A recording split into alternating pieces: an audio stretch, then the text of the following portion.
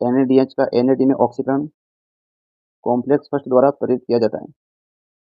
इस ऑक्सीकरण से उत्पन्न 2 इलेक्ट्रॉनों को FMN मतलब फ्लेविन मोनोन्यूक्लियोटाइड द्वारा ग्रहण कर लिया जाता है। FMN से इलेक्ट्रॉन चले जाते हैं आयरन सल्फर में और NADH2 के ऑक्सीकरण से मुक्त हुए 2 हाइड्रोजन आयन आ जाते हैं अंतर्जलीय अवकाश में।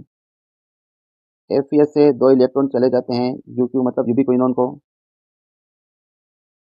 जब FES से 2 इलेक्ट्रॉन यूबिक्विनोन में ट्रांसफर होते हैं मतलब कॉम्प्लेक्स छोड़ते हैं, तब 2 हाइड्रोजन आयन यानी प्रोटॉन माइटोकॉन्ड्रिया के आधार से कॉम्प्लेक्स फर्स्ट में से होते हुए आ जाते हैं अंतर्जलीय अवकाश में।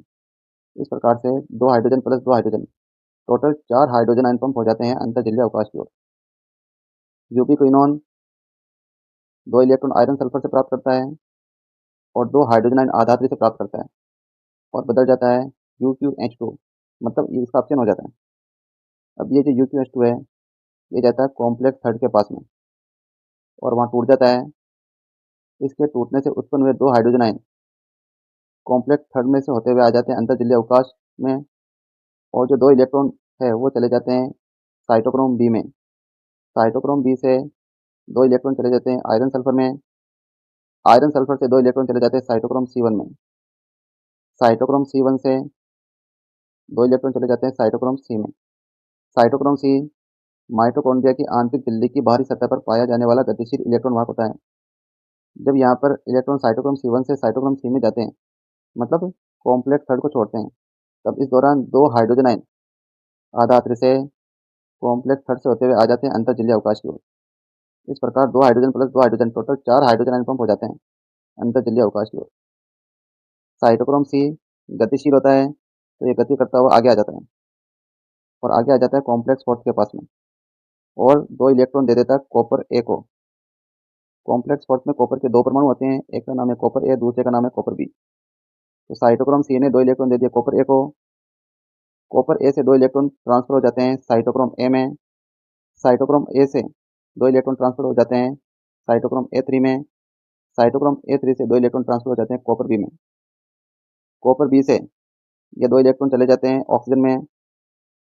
तो यहाँ पर देख सकते हैं यहाँ पे हाफ और 2+2H+ और इधर से गए 2 इलेक्ट्रॉन, जिसके फलस्वरूप बन जाता है H2 मतलब जल, यानी जल का एक अणु बन जाता है। तो यहाँ पे आप देख पा रहे हैं ETS में जो फाइनल इलेक्ट्रॉन एक्सेप्टर मतलब अंतिम इलेक्ट्रॉन ग्राही जो होता है वो होता है ऑक्सीजन। और इस संपूर्ण प्रक्रिया में आप देख सकते हो जल का एक अणु बन रहा है।